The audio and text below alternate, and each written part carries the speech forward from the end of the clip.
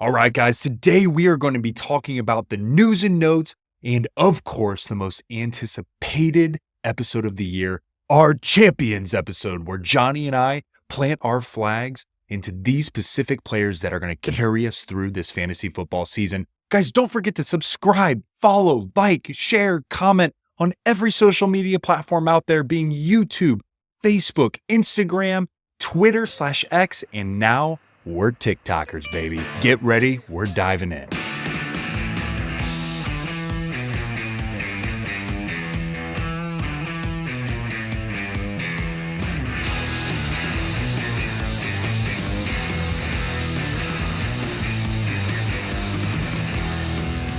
All right. Welcome to the show. This is the Frankly Fantasy Football Podcast. We are your hosts, Frankie and Johnny. Welcome in, Frankie. Are you ready, baby? We got our Champions episode today, man. This is it, man. This is what the off season comes down to.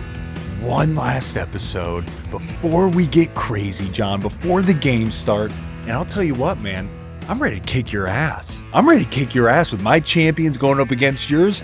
We're going to war, baby. Let's go. I love this episode because we're going to track it all year long. We give each other shit. We will be drafting our champions. We do that. Yes. But we give each other shit all throughout the season because, man, it's tough. There's a lot of variables, and sometimes they hit, sometimes they do not, man. But we love planting our flag on guys. You know, we're kind of ambiguous. We give you the information. We don't take hard stances on guys typically. When we do, people go apeshit about it. I said I didn't want to draft Nico Collins in the second round because of the value, and 93,000 people freaked out about that. So, no big deal, whatever. Love it. But today, we're planting our flag. We're taking hard stances on a couple of guys here. Hey, we're also going to be talking about a lot of news to get through, guys. So we're going to be talking about the news, a lot of signings, a lot of cuts, a lot of guys starting on the pup, a lot of information we're going to need. It's changed some of the dynamics, some of the backfields. We're going to discuss that. Also, we're going to discuss some guys that we think just need to be talked about. We know what the ADP looks like now. We know what your draft board's looking like.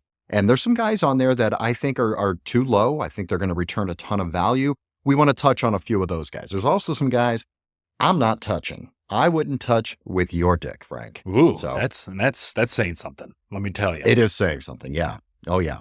Because I'll touch anything, pretty much. Anything. Just put it in front of him and it's touched. Especially with your dick. 100%. I'll touch anything. Yeah. But some of these guys, I'm not touching, man. All right.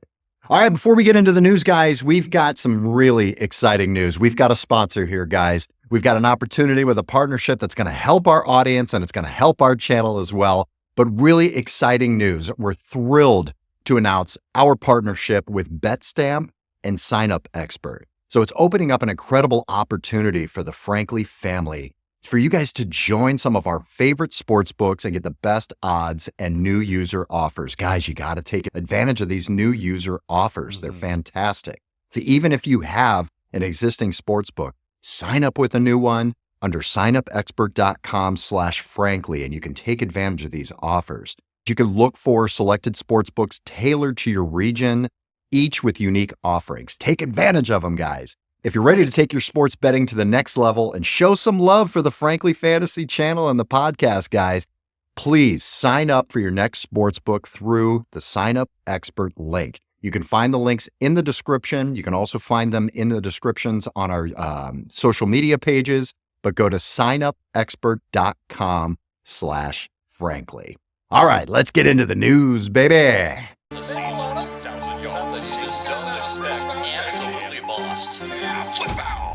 News and notes. All right, we've got some answers, Frank. We've got some answers on the contracts. We've been watching these contracts. So everybody can just sigh of relief here. CeeDee Lamb, good to go. He signed 4-year, $136 million, $100 million guaranteed. Woo! Good for you, Let's CeeDee. go. Good for you, CeeDee. He got paid. Hey. So sign him with confidence. Good to go there. Brandon Aiyuk, all this drama's done. Finally signs a deal with the 49ers. 4 years, $120 million, $76 million guaranteed. All right, we can sigh of relief there. He did not destroy George Pickens' value, so that's great. Yeah. Staying with the Niners. All right, Jamar Chase. He's still not practicing, Frank. This is Friday that we're recording this episode, and we still have no Jamar Chase signing. So this is real. If you're drafting this weekend and we don't have an answer, what are you doing with Jamar Chase? You're on the top of the draft there. What do you do? Yeah, guys, I'm not going for him. I'm not taking him right now. The only reason why, now again, if he drops and we're talking back half of the first round, of course you take him at that point. But I'm not taking him at 3. I'm not taking him at 4. I'm not taking him at 5, right? That is where he's actually landing. So for me, man, I'm putting people in front like Amon-Ra. I'm putting Bijan and Breece and these other guys that I know are anchored and I don't have to worry about the drama happening, and even though John, yeah, he'll probably be okay. But for me and my team and how I'm managing it, I am not willing to put the risk in. If we're still questioning where he's going to be, I'm waiting to the back half of the first to draft him, man. Yeah, I'm with you on that 100%. I'm putting Amon-Ra in front of him. I'm putting Breece and Bijan in front of him. And then when we're, in that first round of the draft, I may even look at a Jahmyr Gibbs in front of him at that point. I really may. It's going to be difficult. So, yeah, draft with caution. He could be fine. It could be nothing. But again, with my anchor on my team and the guy I'm taking in the top 5 picks, I don't want a guy who may miss 1 or 2 weeks. I just don't want that on my team. John, and on top of it, real quick there, in one other call out, apparently he's asking for 1 penny more than Justin Jefferson, which is interesting. God. So just wanted to throw that out there. Well, let's talk Justin Jefferson while we're at it. He's kind of off my board, Frank. Is that a hot take? That's a hot take. Say it again. Say it with your chest, Johnny. Listen, he's in my boy band. This hurts me to say. He's the bass player of my boy band, and I'm upset about it, okay? He's another guy I want to lick his chest with DK Metcalf, A.J. Brown, Jalen Hurts. Yeah. But, man, I'm telling you, it's just based on the opportunity and what's in front of him, I mean, it's almost as if he's very similar to me as like a Malik Nabers. I don't think there's going to be that big of separation between Malik Nabers and Justin Jefferson. Just saying. You got Sam Darnold throwing him the ball. I just don't love it. TJ Hawkinson's on PUP as well. I just don't love it, man. I'm putting a lot of people in front of Justin Jefferson. I'm taking Justin Jefferson. I'm considering JJ in the first round on the turn with Garrett Wilson and Puka Nacua. I've got him in that tier. I have him above those 2 in that tier, but that's where I'm taking JJ. It's going to be at the turn. It's not going to be up towards the front of that first round. I think you're fucking crazy. That's what I think, John. I think you're fucking crazy. I think that, yeah, I don't think he's a 4th overall. I don't think he's a 5th overall. I think he's right around that 6th, 7th, 8th overall spot for me. Because, John, when he had Kirk Cousins, he was averaging 21 roughly fantasy points a game. Without Kirk Cousins, he was still averaging 22. Now, again, this is a big jump down from what he's seen previously, to your point. So, yeah, I think that there's certainly could be a loss of value. But I think that's a spicy take, and I love that you said it because go fuck yourself, and I'll take Justin Jefferson. All right. Interesting news here out of the Rams, out of Los Angeles. Sean McVay said that Kyren Williams is going to be returning punts. Very strange news, man. Yeah, this is something where you go, wait a second. This is a 2nd-round workhorse running back that I'm looking at anchoring my team, and now this motherfucker is going to be returning punts? They're going to throw him out there just to the cannon fodder? I mean, that's just like, hey, we don't care about this guy. He's going to die. Let's put him out returning punts. I mean, what does this news mean to you, Frank? Is it nothing? Is it making something out of nothing, or what's going on? No, it's something. It's something. You never, no team in the NFL would put their starting running back as their punt returner who has already had injury problems. Guys, he was banged up this offseason. And then they draft Blake Corum like early in the first few early rounds. I believe he was a 3rd or 4th overall round pick in the NFL draft. So for me, man, what this is saying is, hey, Kyren, you're our number 1. We're also going to get you some more touches from the punt return game. But if you're reading between the lines, man, for me, this is saying Blake Corum. Blake Corum is going to get the rock. So I'm just saying, I don't think it's going to be a 1A, 1B. But I'm saying just get ready. When he has his opportunity in Blake Corum, I think he could take it. I think it could turn Blake Corum into more of a Tajay Spears type player. Yeah. I think that's what it's going to do. I don't think they're going to have him running a full workload and returning punts. That's what I'm saying. It's just going to give Blake Corum more opportunity to get more drives. I don't think he's going to come in on third downs, anything like that. I think he'll actually work an entire drive and do that more often. So I think it'll be more of a Tajay Spears type situation to where I don't think it really hurts Kyren Williams in my mind necessarily. I'm still okay with his draft position and his value, but it boosts Blake Corum for me. A guy that I already wanted to have on my bench at the end of the draft to have as a potential league winner, as a guy who could step in case there's an injury. I think it increased him. And it also increases the odds of an injury to Kyren Williams running punts. It just does, guys. That's how this works. All right, let's move on here. All right, we got some guys that are returning to full practice, which is fantastic. This is the news we want to see right before the season starts. Puka Nacua, full practice. Great news. Mike Williams will play week 1, full practice. Great news there. Great news. Yeah, we've got some decisions on some quarterbacks here. I don't think anything's a huge surprise or changing much in fantasy, but Jacobi Brissette named the Pats starter. It's interesting.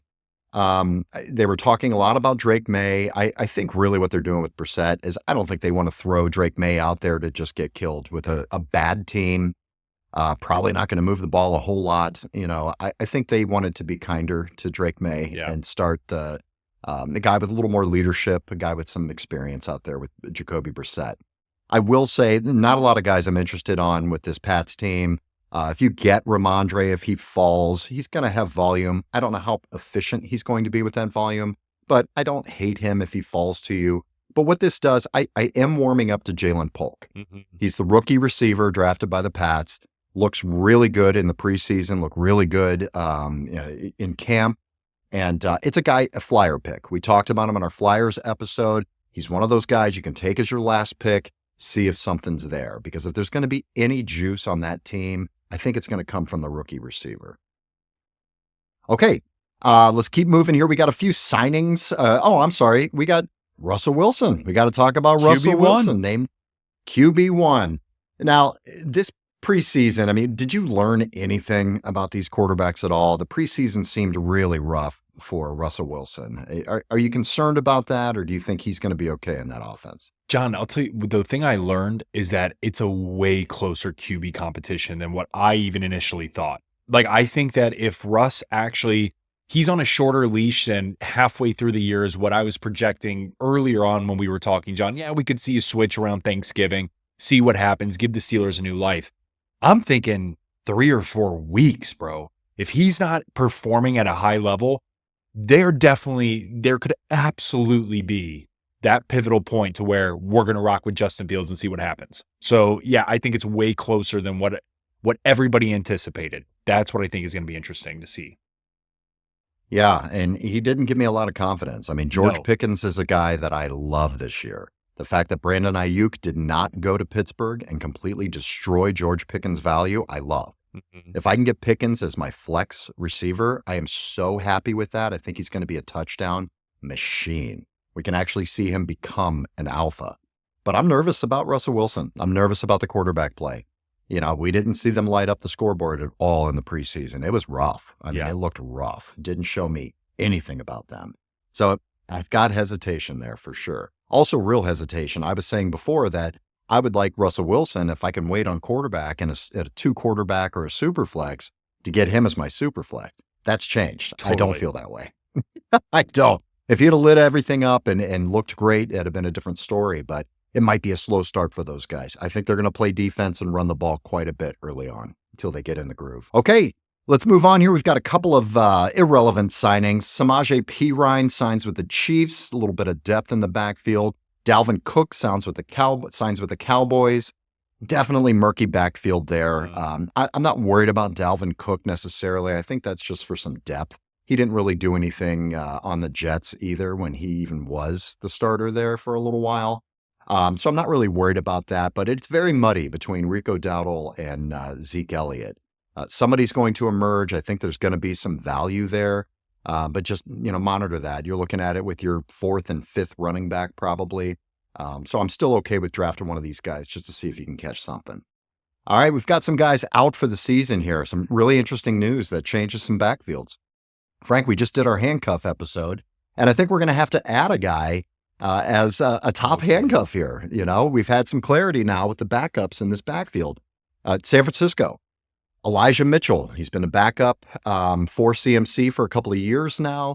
He is out for the season-ending IR. That brings Jordan Mason as the clear backup and clear handcuff for CMC. Is this a guy you're looking at? If you are the CMC owner, are you desperately going after Jordan Mason at the end of your draft? Must draft. Let me repeat. Must draft if you are the CMC owner. And if you're not, must draft. Don't forget about this guy. Just because your ADP on your ESPN sheet or sleeper sheet or Yahoo sheet, whatever you're using, right, has him way down the board. Guys, with your last pick, take somebody like this because it could be absolutely game changing. God forbid something happens to CMC. So 100%, John, he's a must draft player with your last or second to last pick. Let's talk about this next guy. We've got some clarity also in the backfield in Green Bay. Really interesting here. A.J. Dillon is out for the season. All right. He was going to dig in a little bit to Josh Jacobs' workload, but now, I mean, I'm sorry, man. Josh Jacobs has become a huge, huge value. Huge. What does this do for you with Josh Jacobs? I think that you can draft him now as your RB1 and feel real cozy about it. Again, you don't have to reach for this guy. John, we just did, for those of you who are interested in seeing, well, if you're in a 12-man league, full PPR, where can you draft him? We just did it. So check out that episode, John. It's going to be right up here. Go ahead and give it a look.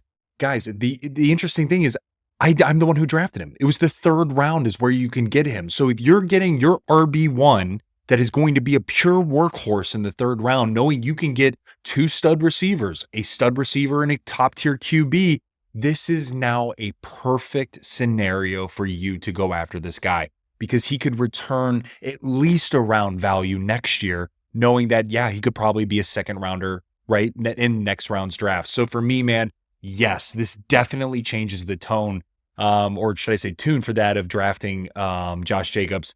I definitely would target him. That strategy works really well now to where you can draft two stud receivers and come back with a Josh Jacobs.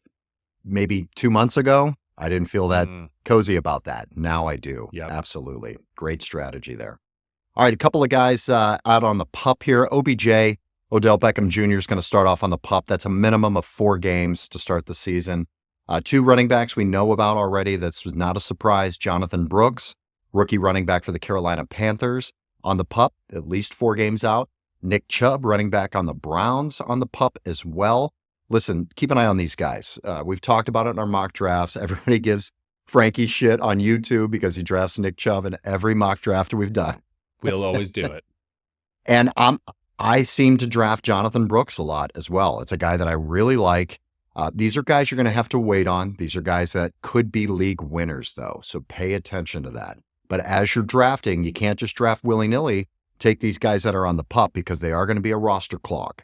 So you got to know what you're doing there. You've got to have running backs, at least 3 running backs that you're going to be able to play in front of Nick Chubb or Jonathan Brooks.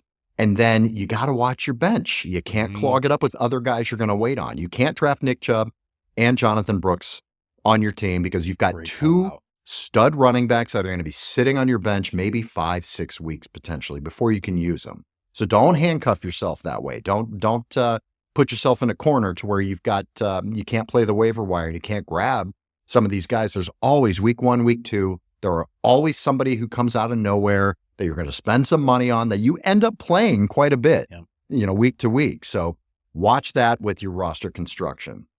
Okay, Kendre Miller starting off on the IR as well. We talked about that a few episodes ago. Oh, this one makes me a little happy, makes you a little sad. This is a guy that you and I disagree on greatly. The Chiefs have cut Kadarius Toney. Good. Good. See, bon voyage, Kadarius Toney. How dare you tempt me to draft you and put you on my team and get nothing out of you? I can never start you in the right time or the right place. Goodbye. Hillside somewhere, but I'm still not putting him on my team. No. Kendrick Bourne starting off on the PUP as well. TJ Hawkinson starting on the PUP. So 4 games for TJ Hawkinson. He's getting drafted in all these mock drafts, and make sure you're not drafting TJ Hawkinson, guys. This one's really interesting, too. Keaton Mitchell, a running back for the Baltimore Ravens. He flashed. He was a rookie last year and flashed, man. Yeah. He had a great season before he got hurt. Big time juice out of this guy. Going to be on the PUP, missing at least 4 games. So what does that do for you now? What does this news do for you? We just talked about King Henry. We just did a would you rather between King Henry and Travis Etienne. Does this change things for you, knowing that the only person really behind him is Justice Hill? John, I think that this definitely moves Derrick Henry up the board for me. Like it just does. I mean, I think he's going to be the judge, jury, and executioner in that backfield. You layer on the threat of Lamar Jackson. You layer on Mark Andrews coming out and hopefully performing at 100%. And then you have Zay Flowers and Rashad Bateman and a few others. Like, John, with Keaton Mitchell out now, Derrick Henry is a 3-down back. No question about it. We saw in Tennessee what he can do if he gets a screen. We saw in Tennessee what happens if he can get a little flare route. It doesn't happen often, but when it does, it usually pans out very well. So what I'm getting at is even outside of a short yardage play, John, Derrick Henry might be catching more passes as well. So I think that everything set aside, I think that this definitely rises Derrick Henry a bit. Are you putting him above Travis Etienne at this point? I knew you were going to say that. I'm going to stick to what we had said last time, though. If you are in a half PPR, full PPR, it's very hard to not draft Travis Etienne there. I mean, a guy who's getting 70 plus targets, you can't replicate that. Like Derrick Henry won't even come close to that. He might not even get half of that in terms of a target share. So if you're doing PPR, John, it's got to be Travis Etienne. If it's standard, it's 100%, no question about it, Derrick Henry. Half PPR, flip a coin, man, because you can go either route. All right, Derrick Henry or Kyron Williams? Derrick Henry, not even close. Derrick Henry or Saquon Barkley? Saquon Barkley. Ooh, not going to pull you off Saquon, huh? Derrick Henry or Isaiah Pacheco? Derrick Henry, not even close. Derrick Henry or Jonathan Taylor? I'm going to go JT. That one's tough. That one's close. Tough. That's close because JT does not get a lot of receptions out of the backfield. He is a very much so a pure running style guy. I'm going to go JT just because of A-Rich. I don't think that there could be some issues there from what we've seen in the preseason. He hasn't made some right reads, so they could definitely be really loading up JT's workload there. So I'm slightly leaning JT, but you can totally make a case and nobody's going to be mad at you if you go Derrick Henry over JT. Actually, we saw that, John. We saw that with Ian, who drafted Derrick Henry at the end of the first round due to the Keaton Mitchell being on the PUP list. So I think that you can make an argument in a 12, 14-man league, last pick, you can make an argument for Derrick Henry. All right, I want to stay with the Ravens here. Let's just discuss a few guys here, okay? There's some guys that are rising and falling. We know what the ADP looks like. We know what the board looks like. We were waiting on some suspensions maybe. We were waiting to see if guys got back to practice. Some of the backfields have changed like we talked about. All right, let's talk about a few guys. We'll stay in Baltimore. Okay. I'm not hearing a lot about Zay Flowers, and that upsets me. It upsets me. It does. I don't see a lot of guys talking about him. We haven't talked about him. Right. Maybe because not much has changed. It's kind of status quo. Talk a little bit about Zay Flowers, though, because I think he's being forgotten a tad. John, I definitely think he's being forgotten a tad. I mean, his ADP is 61. His receiver rank, his ECR is 27. 27. So what does that mean in layman terms? ADP, average draft position, 61 in a 10-man league. That's 6th round. 12-man league, it's back 5th. Okay? John, this guy is the receiver in Baltimore going into his second year after a wonderful rookie year. It's not like he was just average. It's not like he was like, oh yeah, we can totally see the trajectory. He's up and coming. Love that. No. He was that guy and did very, very well.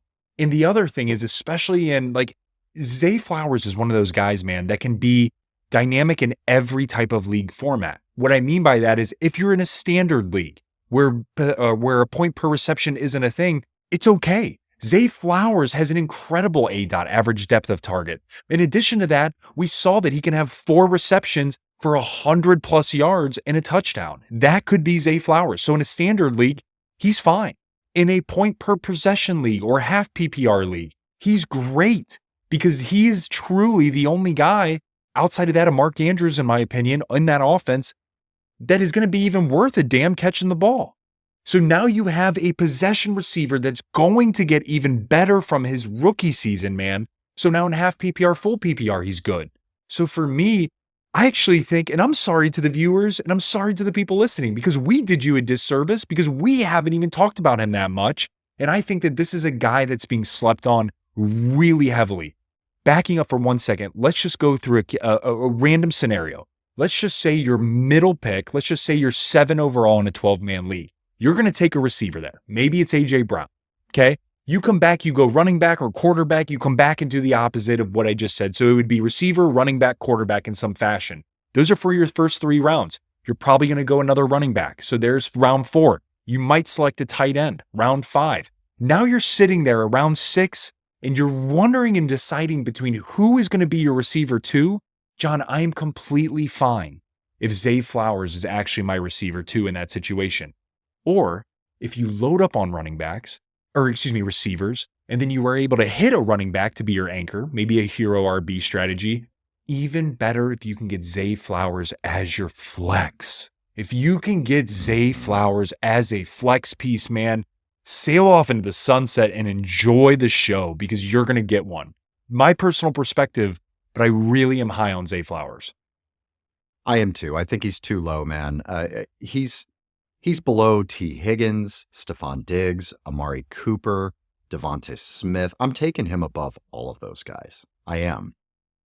He's right there with Rashee Rice, George Pickens. That's a difficult decision for me for those 3 guys. I've probably got that ranked Rashee Rice, George Pickens, then Zay Flowers. But it's really damn close, man. I mean, he's a guy I think is absolutely going to return way more value than what you're getting him at. I think he's going to be definitely an upper echelon, potentially a wide receiver 1 is where he can end up finishing this year. These defenses are going to be staring in the backfield at Lamar Jackson and Derrick Henry. They're going to forget about Zay Flowers. They're going to forget about Zay Flowers. They're going to run, heavy run, get those linebackers to take one little bite in, and Zay Flowers is gone, man. So I think it's going to be a really exciting year for him. And year 2 receiver friend. Mm-hmm. We focused so much on these rookies because it was such a good class that came out this year. But let's not forget about these year 2 guys that had very good seasons last year as rookies. Maybe not that top echelon guys, like I'm talking Rashee Rice and Zay Flowers specifically. Those guys are due to make a major step forward this year, and I think have a real breakout. John, just to call that out, one additional item, Zay Flowers averaged in half PPR per game fantasy points about 10.5. In full PPR, 13. 13 points in full PPR, guys. If you get a full point PPR 13 guy per game, a 13-point guy per game as your flex, dude, let's go. Let's go. That is something beautiful. So I just wanted to map what we're talking about to the actual stats from last year, and we're seeing a trajectory up. One more season under his belt, a season with a new offense under his belt. Mm-hmm. Yeah, I'm digging it, brother. I'm digging him. All right, let's talk about, there's another guy here. He's just too low. I thought his ADP would rise. He's just too low. He's the running back 25, and he finished as the running back 2 last year. What's going on with Raheem Mostert? Why does nobody want to take Raheem Mostert? John, it's strictly because of Devon Achane. It's strictly because they drafted Wright out of Tennessee, the running back there. And so for me, man, there's a lot of competition. But guys, there's always been a lot of competition with wherever Raheem Mostert has been. Like, right, you think about San Francisco, you think about Miami, right? He's always performed as long as he's been healthy. I mean, John, this is to the tune of he was in half PPR. He was the number 2 running back overall, the number 2 running back. And yes, I know Devon Achane got hurt, but guys, he was balling out with Devon Achane. It wasn't like, because of Devon Achane getting hurt, that then ended up causing him to be number 2. Sure, it probably fed into it, but he would have still been top 10. Still top 10. You're telling me if you draft a top 10 running back in, what is that, John? Round 7? Round 7. Guys, that's unbelievable value. Again, we talk about value. So for me, man, I think it's a sin if you don't draft Raheem Mostert in the 6th, 7th round, etc., because of the value he's going to provide. I love it.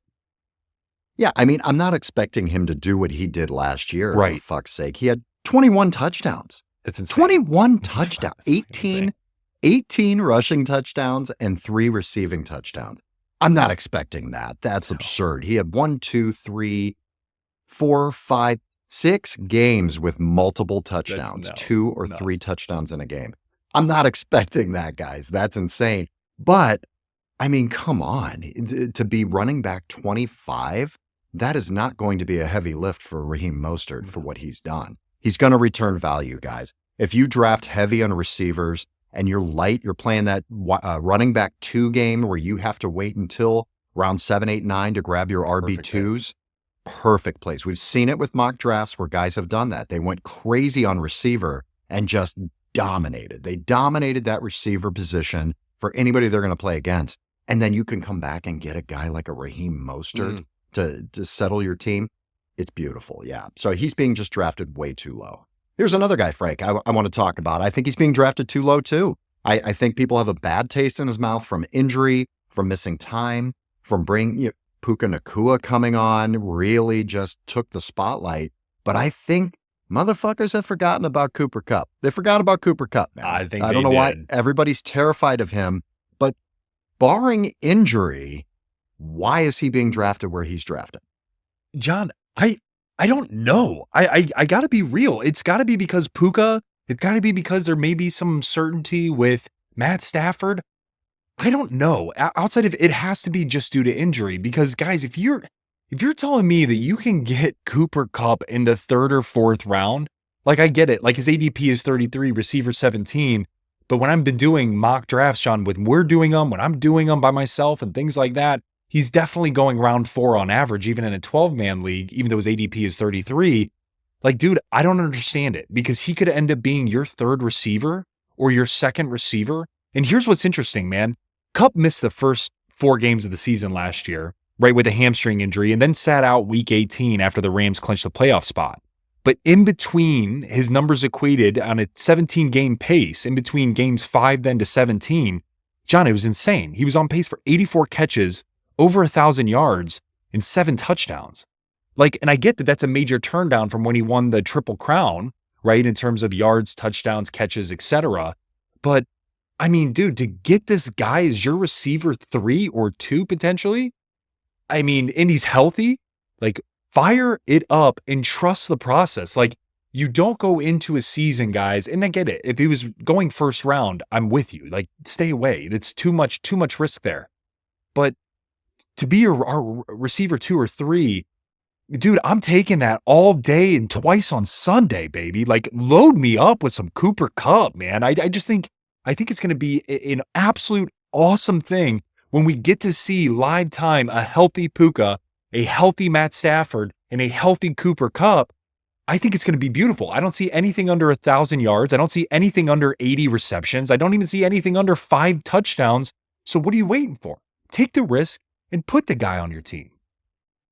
9 of the 12 games played last year, he had over 8 targets. Say it again, John.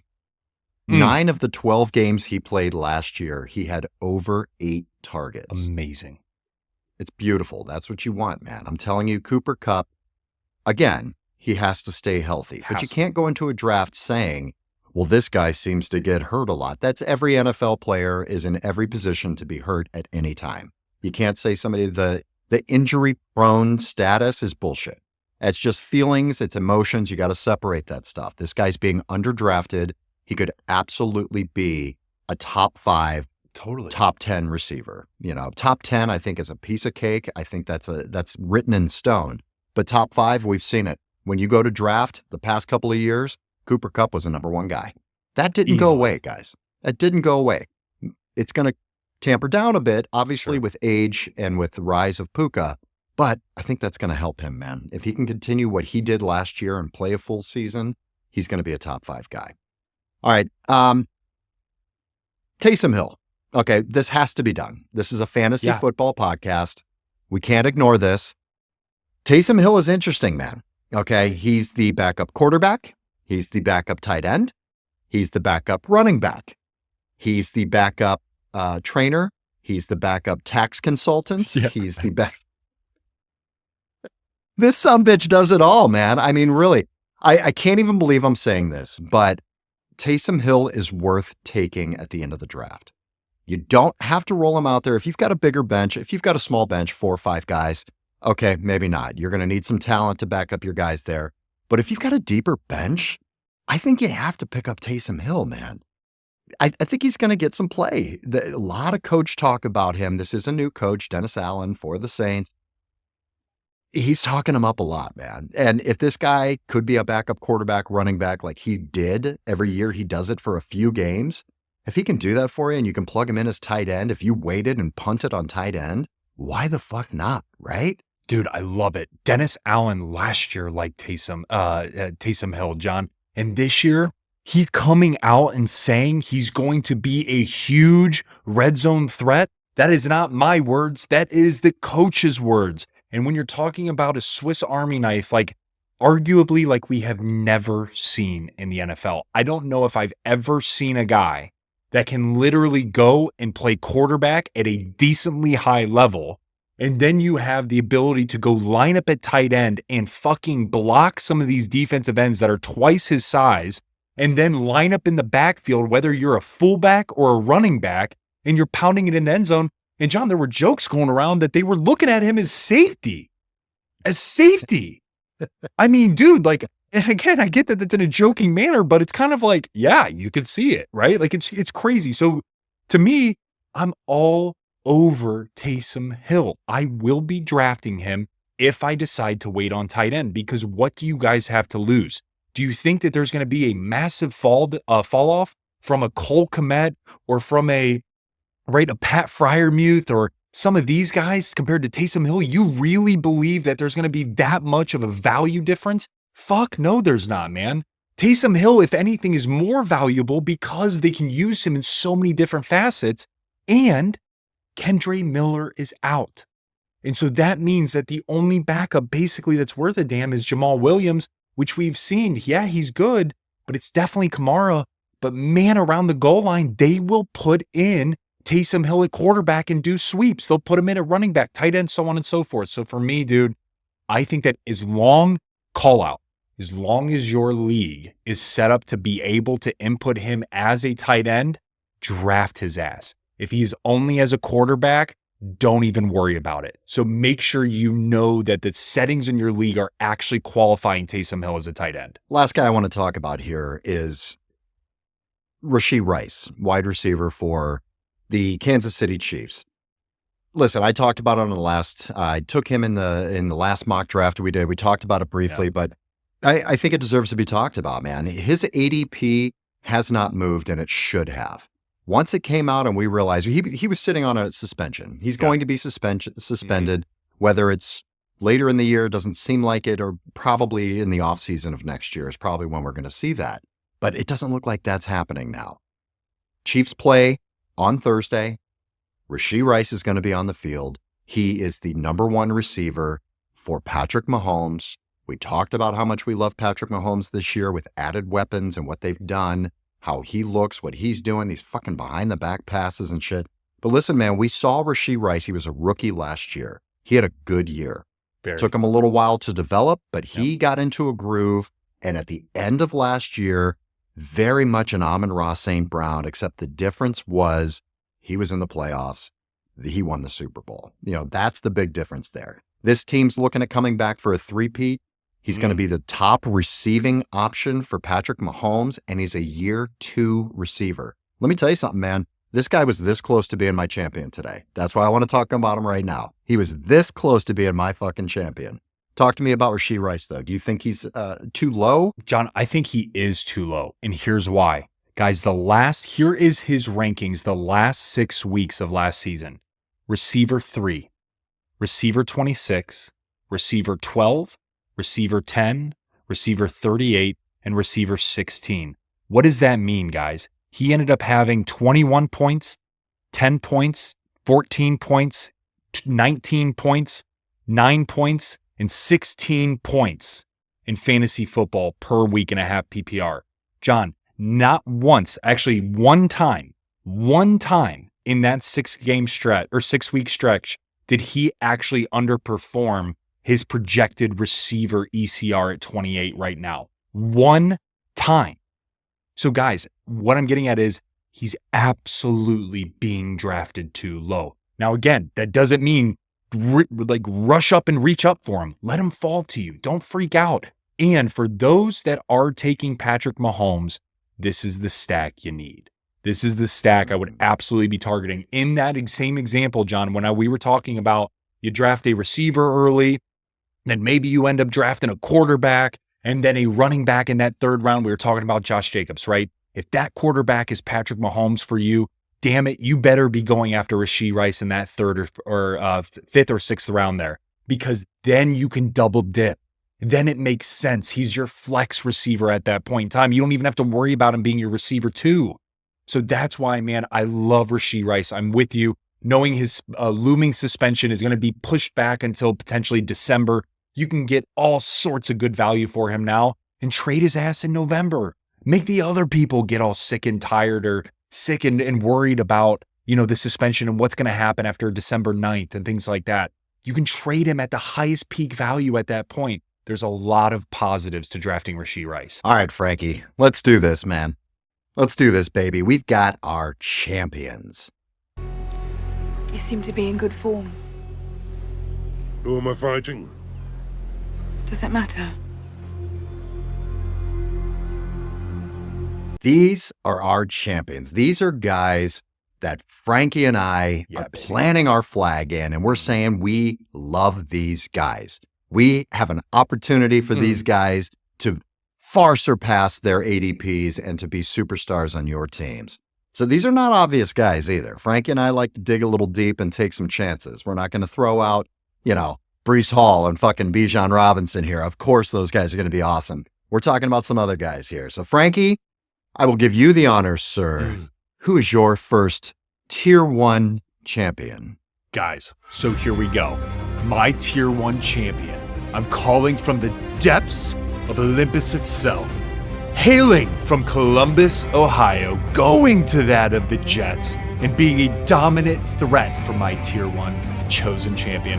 I'm repping out Garrett Wilson. He's averaging, John, 157 targets over the last 2 years with dog shit quarterback play. He's also averaging over 1,000 yards receiving. And again, he had Zach Wilson, Mike White, and plug in another shit bag, and that's who was throwing him the ball, man, because we missed out on Aaron Rodgers and what could be. Here's the other awesome thing. The addition of Mike Williams.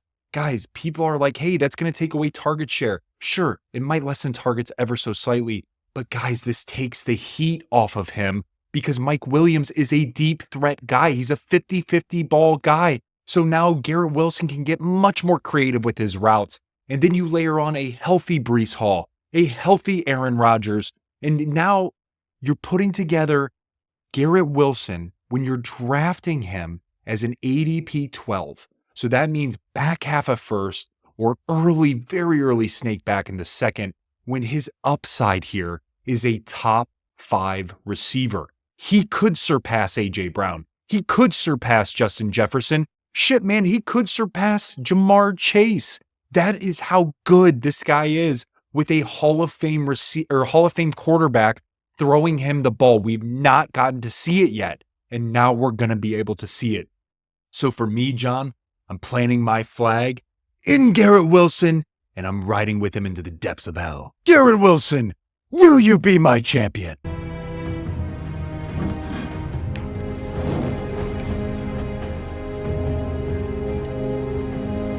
I will be your champion.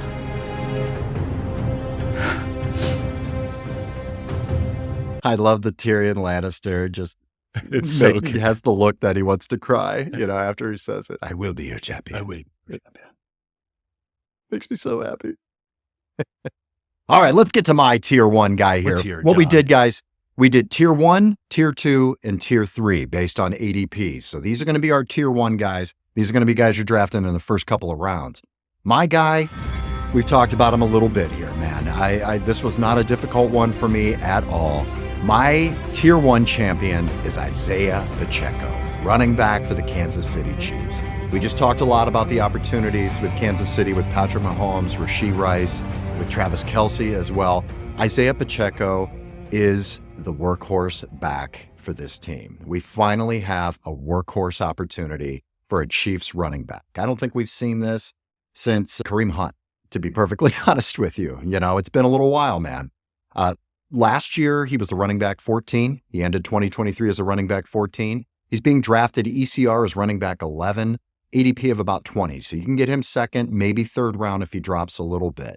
But some of the big differences here, why I love Isaiah Pacheco, not just because more experience in the Andy Reid offense, more experience with Patrick Mahomes. He's trusted with the pass rush. He's trusted to be a 3-down back now. That's one of the reasons I like him. Another reason, no Jerick McKinnon this year. Jerick McKinnon was annoying. He got in there on third downs. He got in there in the red zone, caught a lot of passes out of the backfield. He's gone. That opportunity, that guy snaking his opportunity is gone. 4 games last year without Jerick McKinnon, Isaiah Pacheco averaged 20 touches and 100 yards per game. He averaged 20 touches and 100 yards per game. He was ranked 7th in red zone touches in the NFL. I mean, the opportunity for this guy is just so huge. He's an angry runner. We see him just stomping on the field like he's stomping out goddamn insects all over the field when he's running. He runs hard. He catches the ball. He can literally do everything. He was really close to 1,000 yards rushing last year, and he had 49 targets out of the backfield. If he can get that, he'll be over 1,000 yards rushing. I'm not worried about that. But if he can get that target range to about 65 targets rather than around 50, that will put him up in the top 5. If you look at those top 5 running backs, what's the difference? What do they have? They've got 65 to 80 targets. That's the difference. If Pacheco gets that, his projection as a number 5, top 5 running back, he's staring at it. It's right there. So Isaiah Pacheco, my friend, please, will you be my champion?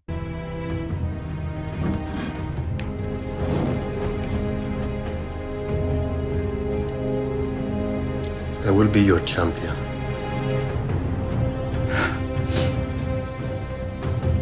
Love it, John. Love it, Never gets baby. old. Love it. We're going to go tier 2 here, man.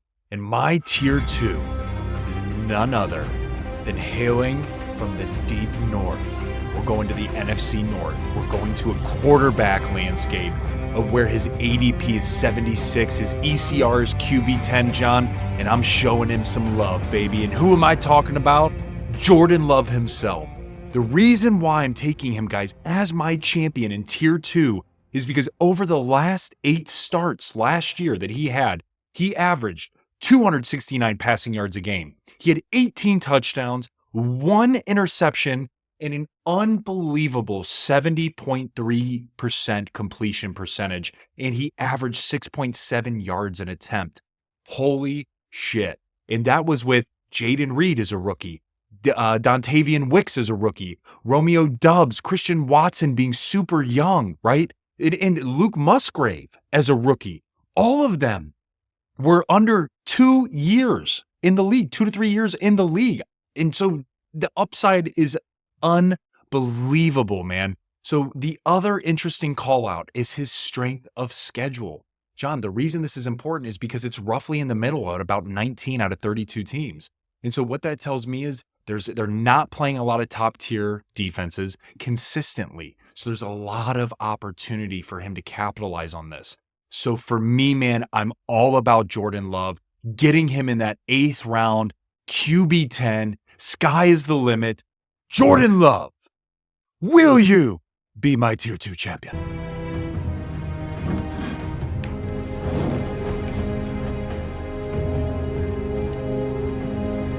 I will be your champion.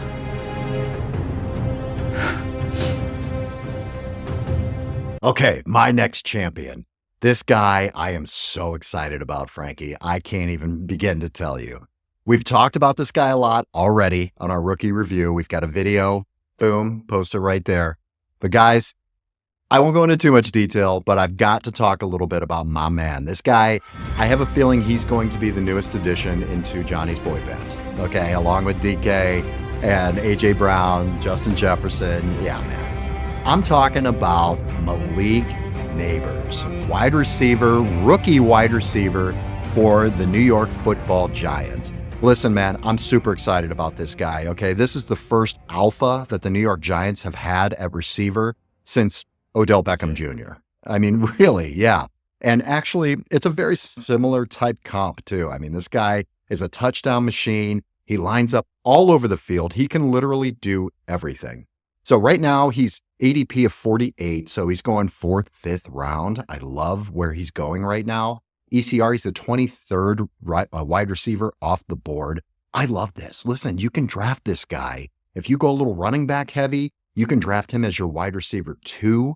You get real lucky and you can get him as your flex. It's just beautiful. The upside in the flex position, Malik Nabers would be gorgeous. But let me tell you something what I like about this guy. Yeah, he's going to be the alpha. Yeah, he's going to be the only. He's the alpha and the omega on this offense right now, man. And he's just going to get so much volume. 86 catches last year, 1,456 yards, 14 touchdowns. Absolutely crazy. He's a yak machine, man. Listen, these high share target rookies, 75% of these guys way overperform their ADPs. And he is the definition of a high target rookie, man. Love this guy. Malik Nabers, my friend, my boy, old enough to be a child of mine. Will you be my champion?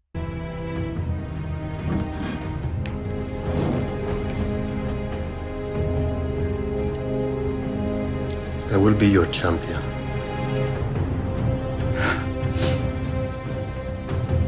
John, we're going into tier 3 range. This is where we're in the trenches, man. We're trying to figure out who we're going to be fighting in battle with. And I'll tell you what, man, I'm taking a flyer on this guy. ADP is 129. ECR, expert consensus rating, is 51. What does that mean? It is hailing from the snow capital of the world, where it is just blizzarding and cold starting in September. Yes, that's a lie, but you'll get what I'm saying. I'm going with Curtis Samuel. Curtis Samuel, man, has yet, since he's been in the league, outside of 2020, season 2020, he's really yet to break into the receiver 2 territory. And I'm telling you, this is going to be the year if he stays healthy. He has an excellent opportunity in Buffalo, alongside that of Josh Allen throwing him the ball, Khalil Shakur, right? And they also have Dalton Kincaid. And that if they drafted Keon Coleman, right? What I'm getting at is there's not a lot of name brand guys. They shipped off Stephon Diggs to Houston, shipped off Gabe Davis to the Jags. This left open over 160 targets. Guys, this has got to go somewhere. And I can tell you where it's not going to all go is to one of those guys I just mentioned who are going to be alongside of Curtis Samuel. It's going to be divided up. So if Curtis Samuel can get a solid piece, they paid him to be a solid piece here, he could be freaking gold, man. One call out, I mentioned the caveat. In 2020, Samuel had 77 receptions. He also had 1,051 scrimmage yards and 5 total touchdowns. The reason why I bring that up is because who was his OC? Who was his OC in Carolina? It was Joe Brady. Guess who the OC is now as of end of last year in Buffalo? It's Joe Brady. This dude knows how to utilize Curtis Samuel. Curtis Samuel is a Swiss Army kind of cat. He's not a pure receiver. He's certainly not just a pure running back. He is a blend of both that can do a very high-level job. So for me, man, I love Curtis Samuel where you can get him in the 12th, 13th, 14th round. And that means there's no risk with only reward with a potential receiver 1 on his prospective team being the Bills. So for me, Curtis Samuel, will you be my tier 3 champion?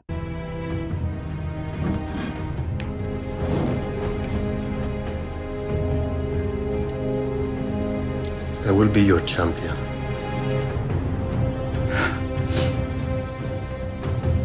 All right, let's get to my tier 3 champion here. This one, I went out on a limb, Frankie. This is not a guy you're going to be drafting. This is a guy that's still going to be left out there, and he's going to be on the waiver wire, most likely, unless you're in a 2 QB league. But I'm going to get a little crazy here, man. I think this is a post-hype sleeper, okay, as I looked into it. Now, who I wanted to look at for my champion was Brian Thomas Jr., but I already have a rookie receiver with Malik Nabers, so I couldn't do it. But I'm going to go with the quarterback here. My next champion, my tier 3 champion, is Sir Trevor Lawrence. Trevor Lawrence, quarterback for the Jacksonville Jaguars. Listen, man, he's 25 years old this year. This begins his peak, okay? Post-type sleeper. Had a decent rookie season. Injury-plagued last year. Not only was he injury-plagued, but his receivers were injury-plagued as well. ADP this year, 120. He's the QB 16. Like I said, you don't have to draft this guy. But I think Trevor Lawrence has a real opportunity for a top 5 finish as a fantasy quarterback this year. I'm planting my flag in that, Frank, and that's why I wanted to do this. We're going to check it out here. All right, first 10 weeks, not great. There were some struggles with that Jacksonville offense. There was a struggle with Trevor Lawrence's health as well. He was a QB 19 in the first 10 weeks. He averaged 235 yards a game and a touchdown. From week 11 on, he was the QB 7. Averaging 271 yards and 1.7 touchdowns per game, despite losing Christian Kirk the last 5 games of the year. 21 passing touchdowns in 2023. If he can get that to 30, he could be a top 5 finisher. You've got to be in that 30-plus range in touchdowns to be a top 5 finish. Trevor Lawrence can get there this year, man. You've got Christian Kirk, who's healthy. He was banged up a lot last year. That's his possession. Cozy blanket in the middle of the field. I think you're going to see a heavy dose of Christian Kirk this year. They've added Gabe Davis. Gabe Davis, listen, I don't think he's going to be a great fantasy asset, but what he does is he helps Trevor Lawrence. That's where those additional touchdowns. Could Gabe Davis get 5-6 touchdowns this year? Absolutely. Definitely. That can add to it. So Gabe Davis can help Trevor Lawrence get to those 30 touchdowns. Then they add, and they've got Evan Ingram, obviously, running through, rough shot through the middle of the field. Travis Etienne available as well out of the backfield. Very good pass catcher. You lost Calvin Ridley, but you replaced him with Brian Thomas Jr., who did lead the league in the college football in receiving touchdowns. Listen, man, this is a guy that Trevor Lawrence needs. This is perfect for him. This guy could be a true alpha receiver. He's a touchdown fucking machine, which, like I said, for Trevor Lawrence to get to that top 5, he's got to have over 30 touchdowns. He had 21 last year in a very okay so-so year. He can get that with Brian Thomas and his new weapons. I think Trevor Lawrence is going to be Sir Trevor Lawrence once again. And Trevor Lawrence, will you be my champion?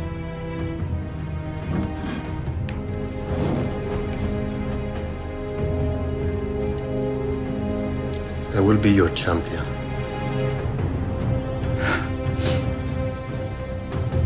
Oh, so great, man. So great. I love this. Love the champions. Good luck, man. Good luck to you and your champions. These are not easy champions. These are not, guys that most people are planting their flags on. But we're going to do it because we've got balls, Frankie. We got big balls, Frankie. Big balls, Johnny. Big balls. I'll tell you what, John, speaking of big balls, right? You got big balls to bet a little bit. John, why don't we frank it up for a second, baby? I got you. I'll frank you up right now, baby. You got to frank it up. Frank it up. Frank it up. Yeah. So guys, check it out. Johnny mentioned it before, but again, before we frank it up, it bleeds right into it. We have exciting news. We're thrilled to announce our partnership with Best Stamp and Sign Up Expert. Again, opening up an incredible opportunity for you to join some of our favorite sports books to get the best odds and new user offers. What does that mean? You already doing DraftKings? Cool. Check out something like the MGM. See if you can get a couple awesome bonus bets, put in a little bit of cash, and get you some cash back, guys. So we just did that, and we just doubled our money. We did. We went through and tried out our own account through BetStamp, and sure as shit, I hit, man. I doubled that money. It was awesome. And we literally got the free bonus. I mean, it was cool, guys. Like, and we're not. And that was on preseason. You don't have to be psychos like us and bet on preseason. Okay, we got week 1 days away, guys. Days away. So head over, guys. Head over to our dedicated page at signupexpert.com/frankly to explore a selection of sportsbooks, right? Tailored. And what's really cool, guys, they actually tailor to your region, each with unique offerings, right? So again, if you're ready to join Johnny and I in the Frankly Fantasy family to take on sports betting to the new heights, right? And you love our brand, I highly recommend just checking it out. Sign up, try it once, try it twice, try it out. And you can easily find it, guys, in the description of the video. It will also be in the description of the reels that we're sending out as well. Now, John, bringing it full circle, what does that mean? What would you bet on? What would be something that you might want to test the waters with? Maybe you're signing up for something real sexy in FanDuel. You've never used FanDuel before, and you're like, Frank, what do I use the bonus bet on? What about that Thursday night game coming up, John? What do we got cooking there? It is the Chiefs versus the Ravens, baby. Right now, exciting. oh, Let's go. God, Lamar versus Patty Mahomes, Derrick Henry versus Pacheco. Dude, it is going to be lights out, brother. So why not take a stab? Right now, Chiefs are -3. The over-under is 46.5. So what's interesting is you can absolutely go that route. I'm not really sure what that looks like, who I would be taking at this point in time. Again, we're not 100% sure who's winning or losing this one, but it's going to be a damn good game. But here's one bet that you might want to check out. Not saying it's going to hit, but I'm definitely saying it's interesting. Same game parlay here. You can take an anytime touchdown Lamar Jackson. You can take an anytime touchdown Travis Kelce, an anytime touchdown Derrick Henry, and an anytime touchdown Isaiah Pacheco. Guys, what does this equate to? You put in $10 holla, you get paid $229. I don't know, man. For a bonus bet, for something along those lines, that might be something that you're like, let's rock and roll for game 1. Could be something fun. So just testing the waters, man. signupexpert.com/Frankie. Frankly, guys. Sorry. Frankly. signupexpert.com/Frankly. Thank you so much for joining us, guys. That is the episode for today. We're so close. We're right fucking there, guys. This is great. Please follow us social media. We've got Facebook, Instagram, Frankly Fantasy Football. We've got X, Frankly Fantasy F, and we're on TikTok. Enjoy the TikTok videos, guys. TikTok at Frankly Fantasy Football. We know you all listen. We love it. You're going for walks. You're working out. You're listening on everywhere you podcasts are found. Please watch the YouTube videos, guys. We do a lot of cool shit with videos and films and everything. You're going to love it. YouTube, subscribe, Frankly Fantasy Football. Frankie, this is the last episode before the regular season here. What do we look like every week? When can people tune in to us? What should they expect from us in season now? Guys, every Wednesday, you will be seeing a Frankly Fantasy episode dropping. It is going to be newsworthy. It is going to be diving into, the Thursday night matchup and really maybe even combing over a few of the interesting bets. And then we're really going to start diving into who would be your best starts, sits, what we call it for those that are new to the Frankly Fantasy. We call it our hit it or quit it. So that is what you get to look forward to every freaking week. And of course, we're going to have fun reels going out. And of course, we're going to have fun YouTube shorts going out. And one new addition, John. We're going to try it out. We're going to see what happens. We're going to do Fridays with Frankie. We might call it something different, but we're going to do Fridays with Frankie. What does that mean? I'm going to give you guys a minute rundown of the most important things that you need to know before the week. If there's crazy weather coming to Chicago, you're going to want to know that. If there's crazy injuries happening that maybe just happened on Thursday or Friday when other podcasts or even ourselves, right, won't be able to get to that particular moment in time, we got you covered. And again, it's short, it's consumable, and it's fun. So don't forget, Fridays with Frankie and Wednesday's episode, Frankly Fantasy has got you guys covered. It's going to be great, guys. Let's go. Good luck for your drafts. Great job on your champions. Please draft our champions, guys. Have a great weekend. Draft well. Have a good time. May the fantasy gods smile upon you. Bye.